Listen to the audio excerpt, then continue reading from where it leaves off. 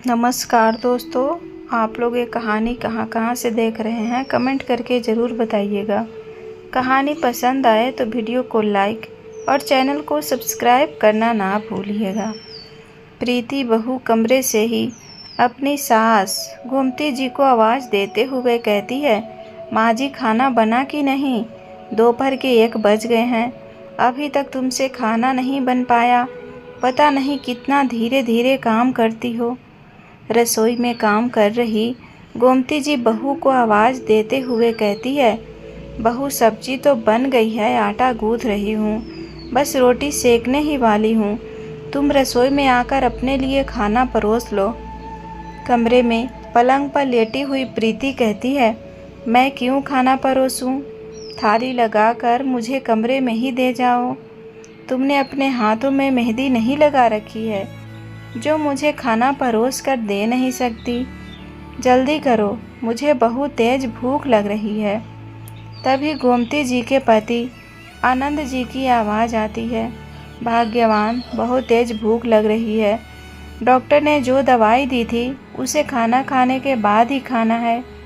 पहले खाना दे दो, उसके बाद ही दवाई खाऊंगा।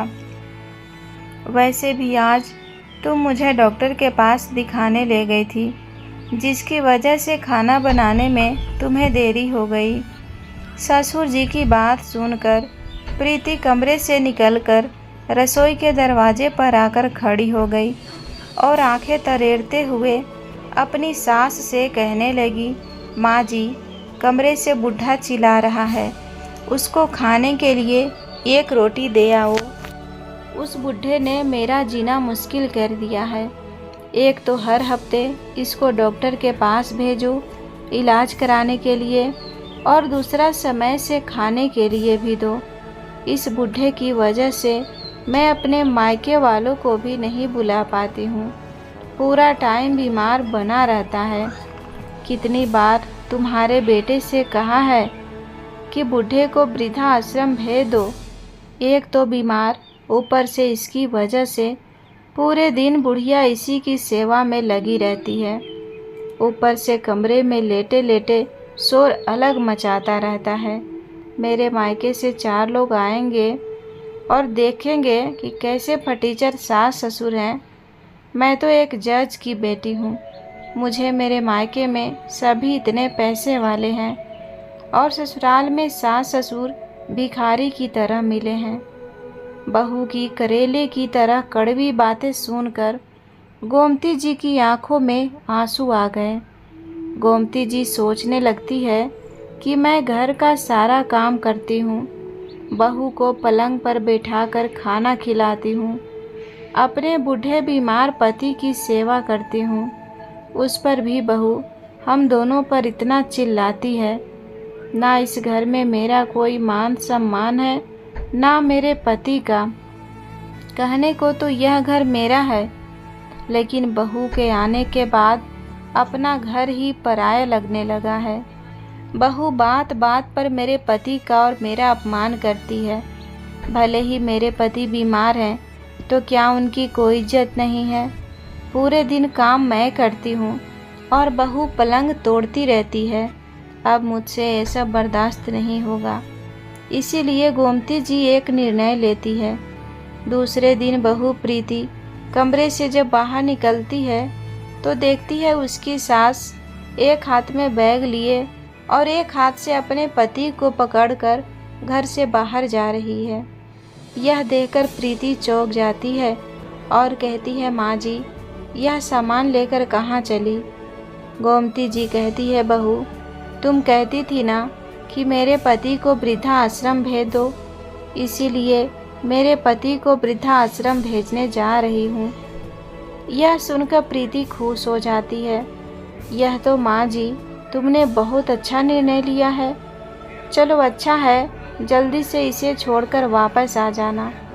इसी खुशी में आज का नाश्ता मैं बना लूँगी।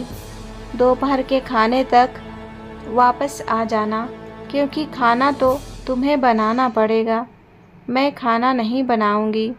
गोमती जी कहती है, बहू, अब से खाना बनाने की आदत डाल लो, क्योंकि मैं वापस नहीं आऊंगी। अपने पति के साथ मैं भी हमेशा हमेशा के लिए वृद्धाश्रम जा रही हूँ और अपने पति के साथ वृद्धाश्रम में ही रहूँगी। प्रीति गुस्से से कहती है, तुम कहीं नहीं जाओगी और तुम्हें इस घर से जाने की क्या ज़रूरत है। तुम इसी घर में रहो, तुम्हारे हाथ पैर तो सही सलामत है। अरे दिक्कत तो उस बुढ़े के हाथ पैर में है, उसको ही अकेले वृद्धाश्रम जाने दो। तुम चली जाओगी तो घर के काम कौन करेगा। बहू की स्वार्थ भरी बातें सुनकर गोमती जी कड़क आवाज में कहती है, बहू मैंने अपने पति का सुख में साथ दिया है तो अब दुख में भी साथ दूंगी। मैं पूरी जिंदगी उनके साथ बिताए हैं, अब उनकी तकलीफ में उनका साथ नहीं छोड़ सकती हूँ। जब मेरे पति वृद्धाश्रम में रहेंगे तो मैं भी उनके साथ वृद्धाश्रम में ही रहूँगी, उनकी देखभाल करूँगी। मैं अपने पति के बिना कहीं नहीं रहूँगी। बहू प्रीति सास पर चिल्ला पड़ती है कि अगर तुम चली जाओगी तो घर का काम कौन करेगा, खाना कौन बनाएगा। मैं इतने बड़े घर की बेटी हूँ, मेरे मायके में इतना पैसा है, मेरे डैड जज हैं। अपने घर में मैंने कभी खाना नहीं बनाया है। मेरे डैडी के घर में नौकर चाकर थे, वही खाना बनाते थे। अब तुम इस घर में खाना बनाती हो, तुम कहीं नहीं जाओगी।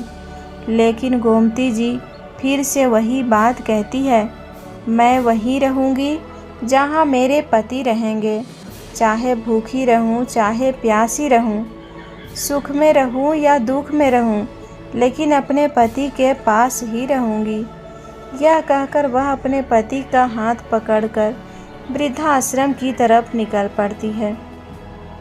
रास्ते में थक हार कर एक पेड़ के नीचे बैठ जाती है और सोचने लगती है कि मेरे दो बेटे हैं, 2 बहुएं हैं, लेकिन एक भी बेटा बहू अपने बूढ़े बीमार माता पिता को अपने साथ रखने के लिए तैयार नहीं है। और उस दिन को याद करती है जिस दिन वह अपने बच्चों को पढ़ाने के लिए गांव से शहर लेकर आई थी। शादी के 5 साल बाद ही उनके पति अपने दोनों बच्चों और पत्नी को शहर में लेकर आ गए थे। एक किराए का कमरा लिया था। गोमती जी के पति आनंद जी मजदूरी का काम करते थे, लेकिन उनके सपने बहुत बड़े बड़े थे। वह बहुत मेहनती थे, अपने बच्चों को बहुत पढ़ाना चाहते थे। वह नहीं चाहते थे कि उनके बच्चों को मजदूरी करनी पड़े, बल्कि एक अच्छी सी नौकरी करे, बड़े ऑफिस में बैठे, एक अच्छी ज़िंदगी जिए। इसीलिए हालात ना होते हुए भी हमने अपने बच्चों को बहुत अच्छी शिक्षा दिलाई। जबकि बहुत से लोग ऐसे भी होते हैं कि वह जो काम कर रहे होते हैं अपने बच्चों को भी वही कराने लगते हैं। मेहनत मजदूरी करते हैं तो बच्चों को भी वही कराने लगते हैं। लेकिन मेरे पति का सपना था कि बच्चे अच्छे से पढ़ाई लिखाई करें, मेरी तरह मजदूरी ना करें, मेरे बेटे अच्छी अच्छी नौकरी करें। इसीलिए वह अपने बच्चों को गांव से शहर ले आए। शहर में वह अपनी साइकिल लेकर सुबह शाम सैर पर निकल जाते थे, साथ ही अपने खाने का डब्बा भी साथ ले जाते थे। सुबह से लेकर रात तक मजदूरी का काम करते थे। जहाँ काम मिलता था उधर काम करने चले जाते थे। कभी कभी तो उन्हें उस शहर से दूर भी मजदूरी करने जाना पड़ता था। कितनी बार तो ऐसा होता था कि मेरे पति को काम ही नहीं मिलता था, खाने पीने की भी समस्या होती थी, रूखा सूखा खाकर सो जाते थे। फिर भी अपने बच्चों को मेरे पति ने बहुत अच्छी तरह से पढ़ाया लिखाया। मैं भी अपने पति का साथ देने के लिए आसपास के घरों में काम करना शुरू कर दिया, जिससे कुछ पैसे आएंगे और मेरे बच्चों की पढ़ाई में काम आएंगे। हम दोनों पति पत्नी ने जी तोड़कर मेहनत मजदूरी की, किस्मत ने साथ भी दिया। मेरे दोनों बेटों की नौकरी लग गई। बड़े बेटे अफसर बन गए। इतने बरस काम करते करते मेरे पति भी एक बढ़िया कारीगर बन गए थे और उनको बड़े बड़े ऑर्डर मिलने लग गए। उनके हाथ की मजदूरी में बहुत सफाई थी, पैसे भी अच्छे मिलते थे। धीरे धीरे करके हमने अपने शहर में 2 घर खरीद लिया। मेरे पति ने अपने दोनों बेटों के लिए अलग अलग घर खरीद दिए थे। यही मेरे पति ने जिंदगी की सबसे बड़ी गलती कर दी थी कि अपनी सारी जमा पूंजी से घर खरीद कर बच्चों के नाम कर दिए थे। अपने नाम पर कुछ भी नहीं रखा था। सोचा था बाद में प्रॉपर्टी बच्चों को ही देनी है, तो अभी से ही घर खरीद कर बच्चों के नाम कर देते हैं। अपने नाम क्या करना, इसीलिए 2 घर बनवाए और एक एक घर दोनों बेटों को रहने के लिए दे दिया। एक भी घर अपने नाम पर नहीं किया, क्योंकि उन्हें तो पूरा भरोसा था कि हमने ज़िंदगी भर मेहनत मजदूरी की है, तो वह बुढ़ापे पर बच्चे हमारी देखभाल करेंगे। हमने इतनी मेहनत से पढ़ाया है, लिखाया है, तो अब हमें अपने बुढ़ापे पर चिंता करने की क्या ज़रूरत है। जब बड़े बेटे की शादी हुई थी तब वह अपने बड़े बेटे के साथ ही रहते थे, लेकिन जैसे ही छोटे बेटे की शादी हुई वह अपने छोटे बेटे के घर आकर रहने लगे, क्योंकि उन्हें यह लगने लगा था कि बड़े बेटे के पास बहू आ गई है। अब वह अपने घर गृहस्थी में लग गया है। छोटा बेटा अकेला है, तो हमें उसको भी सेट कर देना चाहिए। इसीलिए हम दोनों पति पत्नी अपने छोटे बेटे के पास आकर रहने लगे कि जब तक छोटे बेटे की शादी नहीं होती है हम उसको अच्छे से बना कर खिलाएंगे, उसका ध्यान रखेंगे। कुछ समय बाद छोटे बेटे की शादी एक बहुत बड़े जज की बेटी से हो जाती है। उसके घर में बहुत सारे नौकर चाकर हैं। बड़े घर की बेटी होने की वजह से प्रीति बहुत ही घमंडी थी। उसे अपने मायके के पैसों पर बहुत ज़्यादा घमंड था। शादी के बाद जब घर आती है तो कोई भी काम नहीं करती है। गोमती जी घर के सारे काम करती थी। कभी कभार बहू से उम्मीद करती तो वह साफ साफ मना कर देती थी कि वह तो जज की बेटी है। ससुराल में हमेशा अपने मायके को धौंस दिखाती, घर का कोई काम नहीं करती। खाना पीना साफ सफाई सब कुछ गोमती जी को ही करना पड़ता। बेटे की नौकरी करने के बावजूद भी आनंद जी ने अपने मजदूरी का काम को नहीं छोड़ा था। अगर उन्हें काम मिल जाता तो वह आज भी मजदूरी का काम के लिए पुराने दिनों की तरह साइकिल से चले जाते और बड़ी ही तत्परता के साथ अपने काम को करते। उन्हें अपने मजदूरी के काम को करने में बिल्कुल भी शर्म या झिझक नहीं होती थी। भले ही उनके बेटे नौकरी करने लगे थे, लेकिन अपने काम से उन्हें कभी शर्म नहीं हुई। उन्हें तो इस बात का फ़क्र होता था कि मेहनत मजदूरी करके उन्होंने अपने बेटे को इस लायक बनाया कि उनके दोनों बेटे बड़ी बड़ी नौकरियां कर रहे हैं। लेकिन उस बड़े अधिकारी की बेटी प्रीति तो यह पसंद नहीं था कि उसके ससुराल साइकिल से खाने का डब्बा लटकाकर काम के लिए मजदूरों की तरह घर से निकले। उसको बहुत बेइज्जती महसूस होती थी। इस वजह से वह घर में बहुत लड़ाई झगड़ा भी करती थी कि अगर तुम्हें यही काम करना है तो इस घर से निकल जाओ, मैं तुम्हें इस घर में नहीं रख सकती हूँ।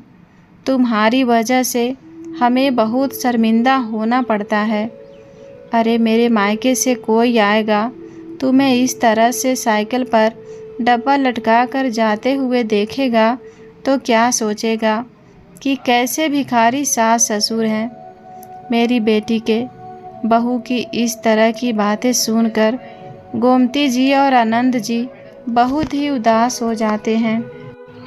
वह अपने बड़े बेटे को फ़ोन करते हैं कि बेटा हम तुम्हारे पास आ रहे हैं, लेकिन बड़ा बेटा इतना सुनते ही तपाक से बोलता है, मेरे पास आने की क्या ज़रूरत है, मेरा घर छोटा है, मेरे घर में 2 बच्चे भी हैं, छोटे भाई के घर में तो अभी बच्चे भी नहीं हैं, तो तुम उधर ही रहो, मेरे घर में इतनी जगह नहीं है कि मैं तुम दोनों को इस घर में रख सकूं।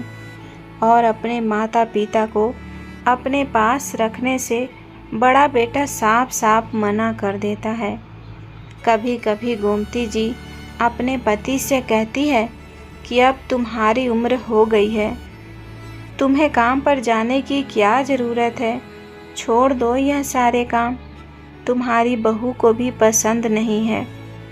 बहू बहुत कलह करती है, बहुत चिल्लाती है कि मेरी बेइज्जती करते हो, तुम दोनों काम वाली की तरह लगते हो। तो आनंद जी कहते हैं कि जब तक हाथ पैर चल रहे हैं तब तक काम करता रहूँगा, घर बैठकर क्या करूँगा, मुझे तो काम करने की आदत है। दुख तो इस बात का है कि हमने अपने बेटे को इतना पढ़ाया लिखाया, हमारा एक भी बेटा यह नहीं कहता कि पिताजी अब तुम्हें काम करने की ज़रूरत नहीं है, तुमने बहुत काम कर लिया है, अब तुम्हारे काम करने की उम्र चली गई है, आराम करो, हम दोनों काम कर रहे हैं ना, आप लोग बैठ कर खाओ। माता पिता से उन्हें कोई लेना देना नहीं था, बल्कि माता पिता से अब उन्हें चिढ़ होने लगी है, उनकी नाक कट जाती है। अगर वह कहीं पर अपने माता पिता को लेकर जाते हैं या उनका परिचय करवाते हैं, कैसी विडंबना है। जब तक वह काम करते रहें तब तक तो सब ठीक था, लेकिन एक दिन आनंद जी साइकिल पर खाने का डब्बा टांगकर काम के लिए जा रहे थे। दरअसल रेलवे में कुछ काम चल रहा था, जहाँ पर उन्हें बहुत बड़ा काम मिला था, बहुत बड़ा ठेका मिला था। जब वह उधर काम कर रहे थे तभी एक ट्रेन आई और चलती हुई ट्रेन से उनका एक हाथ और पैर टकरा गया, जिसकी वजह से वह बुरी तरह से घायल हो गए और फिर चलने फिरने में भी असमर्थ हो गए। फिर तो बहू प्रीति और बेटा दोनों का ही रवैया बदल गया। अब तो वह ढंग से खाना भी खाने को नहीं देती थी, एक एक रोटी के लिए तरसाने लगी थी। कुछ महीने बाद पैसों की कमी हो गई थी, क्योंकि अब गोमती जी के पति काम नहीं कर पाते थे। जो पैसे थे वह इलाज में खर्च हो गए थे और बेटा बहू पैसे नहीं देते थे। हाथ पैर टूटने की वजह से वह काम नहीं कर पा रहे थे। उनके दोनों स्वार्थी अफसर बेटों ने उनका ढंग से इलाज नहीं करवाया। गोमती जी सोचती है कि पूरी ज़िंदगी मेरे पति ने मेहनत की, घर मेरे पति ने बनाया, बच्चों को मेरे पति ने पढ़ाया, लेकिन आज मेरे पति के द्वारा बनाए हुए घर में ही मुझे और मेरे पति के लिए जगह नहीं है। लेकिन फिर भी वह अपने बच्चों को दोष नहीं देती है, अपनी किस्मत को ही कोसती है कि शायद मेरी किस्मत में यही लिखा था। और वह दोनों पति पत्नी वृद्धाश्रम में पहुंच जाते हैं। वृद्धाश्रम में गोमती जी अपने पति का बहुत अच्छे से ख्याल रखती है, क्योंकि उनके पति अपने आप से कोई भी काम नहीं कर पाते थे। उनका एक हाथ और पैर काम नहीं करता था, इसीलिए उनको खाना खिलाना, नहलाना, सारा काम गोमती जी ही करती थी। इस तरह से करते करते 2 महीने निकल गए, लेकिन इतने पर भी बहू बेटों का चयन नहीं आया। एक दिन वह वृद्धाश्रम आते हैं, कहते हैं तुम लोगों को इसी शहर का वृद्धाश्रम मिला था जहाँ पर हमारे 4 रिश्तेदार रहते हैं, जल्दी से तुम लोग इस वृद्धाश्रम से निकल जाओ। इस शहर में बहुत सारे जान पहचान वाले रहते हैं और तुम कभी कभार उन्हें दिख जाते हो तो हमारी बड़ी बेइज्जती होती है। तो इस वृद्धाश्रम को छोड़कर कहीं दूर दूसरे शहर के वृद्धाश्रम में चले जाओ। मेरे पिताजी इस वृद्धाश्रम को हर महीने 2000 रुपये दान देते हैं। जब वह पैसे देने के लिए आते हैं तो तुम लोगों की जब शक्ल देखते हैं तो उन्हें बहुत शर्म आती है। वह किसी को यह भी नहीं बता पाते कि तुम हमारे कौन हो, क्योंकि तुम्हारा फटीचर हाल देखकर वह शर्मिंदा हो जाते हैं। इसीलिए तुम लोग इस वृद्धाश्रम को छोड़कर कहीं और चले जाओ, इसमें मत रहो। और वह दोनों बेटे बहू उधर से चले जाते हैं। बहू तो बहू, पर बेटा भी अपने माता पिता से यह नहीं पूछता है कि माँ तुम कैसी हो, पिताजी कैसे हो, कि माँ किसी चीज़ की ज़रूरत तो नहीं है। अरे बहुएं तो दूसरे घर से आई है, पर बेटों ने तो अपने माता पिता का संघर्ष देखा था कि किस तरह से उन्होंने मेहनत मजदूरी करके हम दोनों को पढ़ाया लिखाया। आज उनकी बदौलत ही इतने बड़े अफसर बने हैं।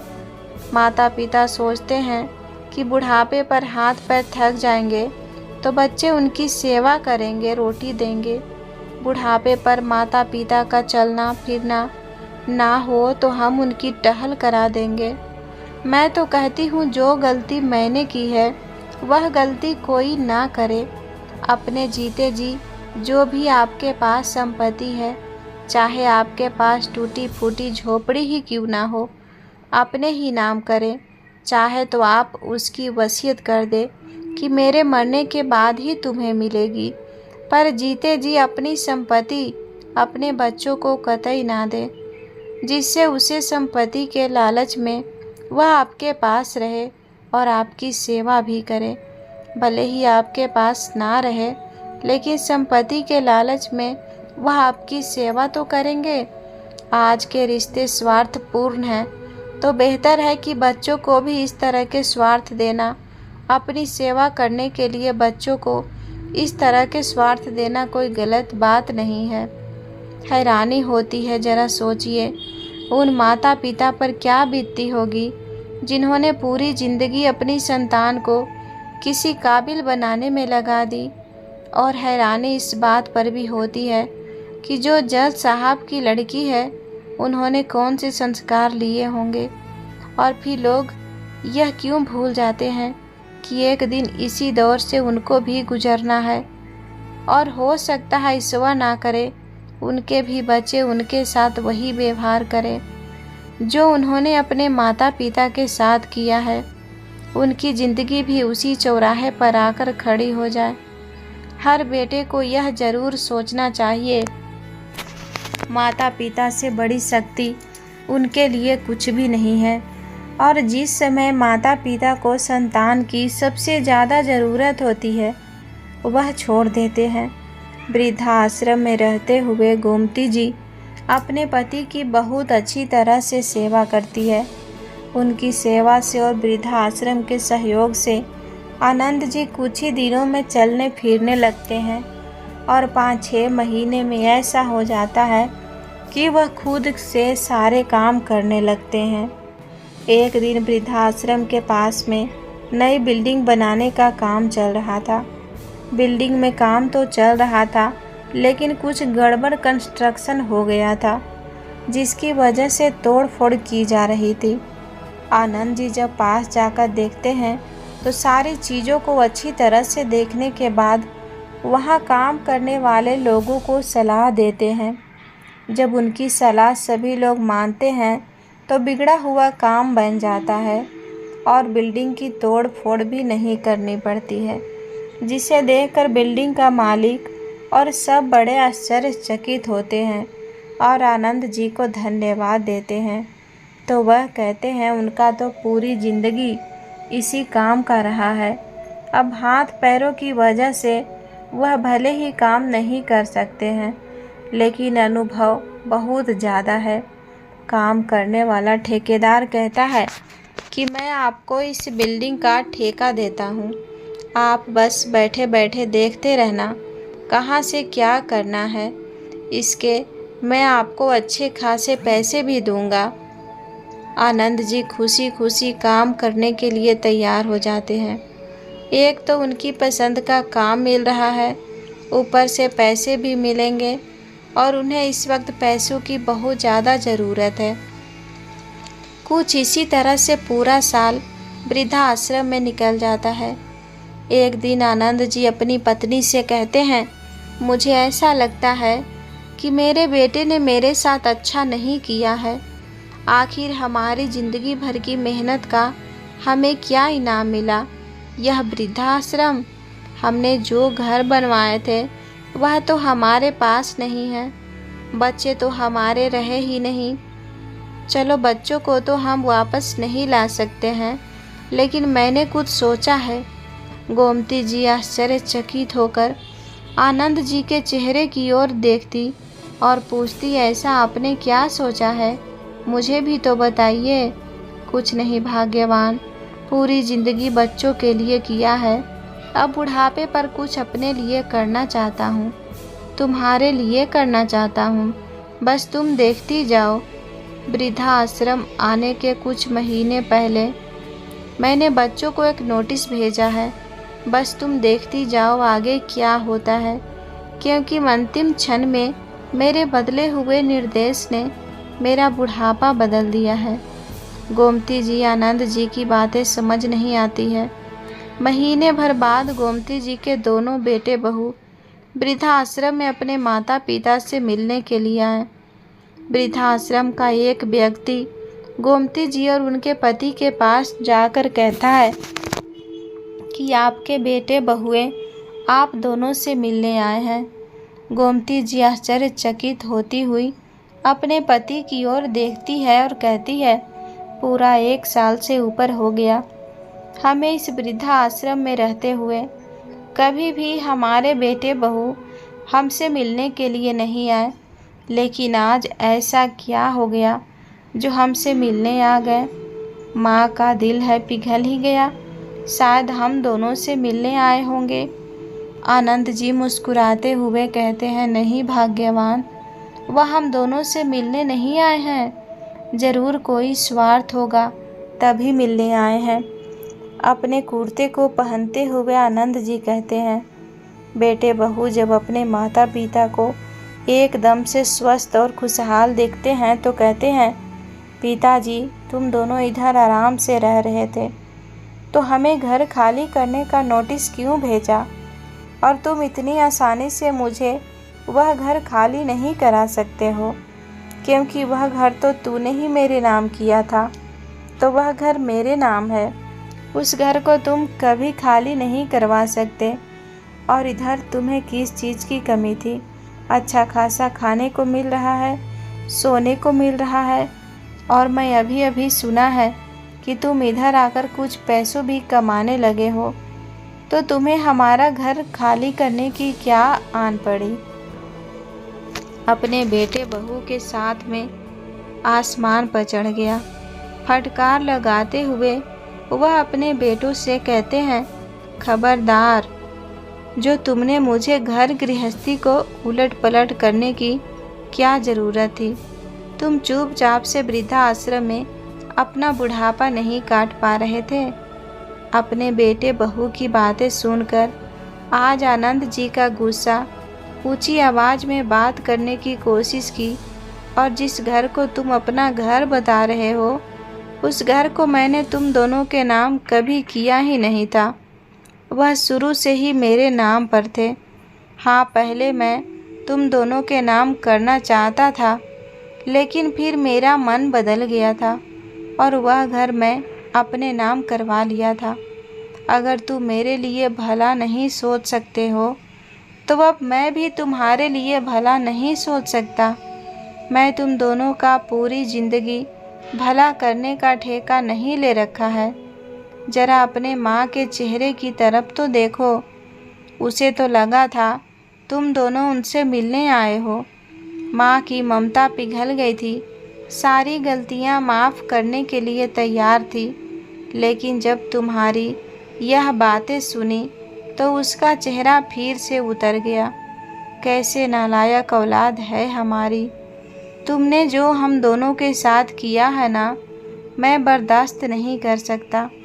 घर खाली करने का नोटिस मैं तुम्हें महीने भर पहले भेजा था। महीना भर होने को है, तुमने अभी तक घर खाली नहीं किया। लगता है हम दोनों को ढूंढ रहे थे पूरे महीने से, क्योंकि बहू को तो उस शहर के वृद्धा आश्रम में रहना भी हम दोनों को पसंद नहीं था। क्यों बहू, सही कहा ना मैंने। अपने ससुर की बात सुनकर प्रीति कुछ बोल ना सकी। बहू बेटे के असली रूप को देखकर आज गोमती जी भी चुप नहीं रहती है और बहू को फटकार लगाते हुए कहती है, बहू तुम लोगों के पास पैसों की क्या कमी। तुम्हारे पिताजी जज हैं, तुम दोनों अच्छा खासा कमाते हो। मेरे घर में रहकर क्या करोगी। मेरा घर मुझे वापस करो। जब मुझे वृद्धाश्रम में ही रहना है तो मैं अपने घर को ही वृद्धाश्रम बनाऊंगी। वैसे भी तुमने पूरी जिंदगी अपने मायके के पैसों की धौंस मुझे दिखाई है, तो अपने मायके के पैसों से ही नया घर खरीद लेना। और मेरे पति ने घर खाली करने का नोटिस भेजकर बहुत अच्छा निर्णय लिया है और मैं इसीलिए उनके साथ हूँ। इतना कहकर गोमती जी अपने पति का हाथ पकड़कर कमरे की तरफ चल देती है। आज अपनी सासू माँ के तेवर को देखकर बेटे बहू दोनों ही दंग रह गए, क्योंकि इससे पहले उन्होंने अपनी माँ का ऐसा रूप कभी नहीं देखा था। पीछे से दोनों बेटे हाथ जोड़कर दौड़ पड़ते हैं और कहते हैं, माँ ऐसा मत करो, हमारा बसा बसाया घर है, पूरी घर गृहस्थी उसी में रखी है। अगर हमें इस घर से निकाल दोगे तो हम कहाँ जाएंगे। हमारे पास अभी इतना बजट भी नहीं है कि अपने पसंद का घर ले सकूं।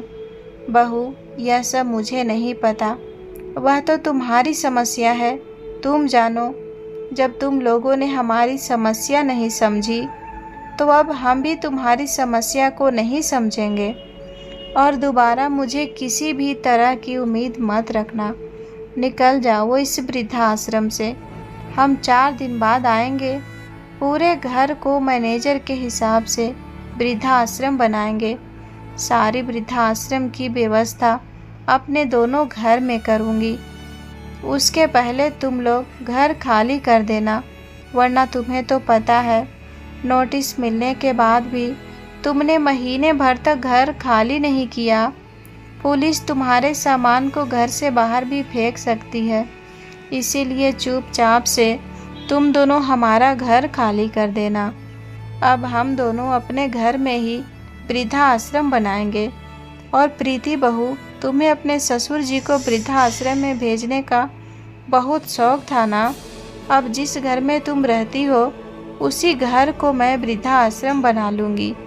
अपने साथ साथ और भी बड़े बुजुर्गों को रखूँगी। बेटे बहू जिस घर में रहते हैं वह उस घर को छोड़ना नहीं चाहते हैं, क्योंकि वह शहर के बीचों बीच बना हुआ है और उन घरों की कीमत करोड़ों में है। इसीलिए वह माँ से फिर से मिन्नतें करते हैं। प्रीति भी कहती है, माँ जी आप चाहे तो उसी घर में पिताजी को वापस लेकर आ जाइए। हमने छत पर एक कमरा भी बनवा दिया है, आप लोग आराम से उसमें रहिए, हम कुछ नहीं कहेंगे। क्यों बहू, हम छत पर क्यों रहेंगे? पूरा घर मेरा है तो हम तो नीचे ही रहेंगे। अगर तुम्हें रहना है तो छत वाले कमरे में रहो। अरे नहीं, छत वाले कमरे में रहने की भी तुम्हें ज़रूरत क्या है? तुम्हारे मायके में तो खूब सारा पैसा है। हमेशा अपने मायके की पैसों का घमंड मुझे दिखाया है। और तुम्हारे पिताजी तो जज हैं और अपने पिताजी से पैसे लेकर घर बनवा लो। माँ जी अब मेरे मायके में भी भाइयों की शादी हो गई है, 2 भाभियाँ आ गई हैं। पिताजी एक भी पैसा नहीं दे पाएंगे, लेकिन आप तो हमारे सास ससुर हैं, आपका फर्ज बनता है अपनी संपत्ति बच्चों को देना। इस बार गोमती जी नाराज होते हुए कहती है, तुम लोग जाते हो कि बुलाऊं पुलिस को? मुझे मेरे फर्ज याद मत दिलाओ। तुम लोगों ने तो अपने एक फर्ज निभाया नहीं गए और मुझे ज्ञान देने के लिए आ गए हो। और कुछ ही दिनों में गोमती जी आनंद जी अपने दोनों बेटों को घर को खाली करवा लेते हैं और आराम से वृद्धा आश्रम बनवाकर एक घर में रहते हैं और उस घर को किराए पर दे देते हैं। अपनी सास के तेवर को देखकर दोनों बेटे बहू ने भी अपना सब कुछ लेकर वापस लौट जाते हैं। तो दोस्तों, आपको यह कहानी कैसी लगी कमेंट बॉक्स में ज़रूर बताएं। कहानी पसंद आए तो वीडियो को लाइक, मास्टर स्टोरी चैनल को सब्सक्राइब करना ना भूलें। धन्यवाद।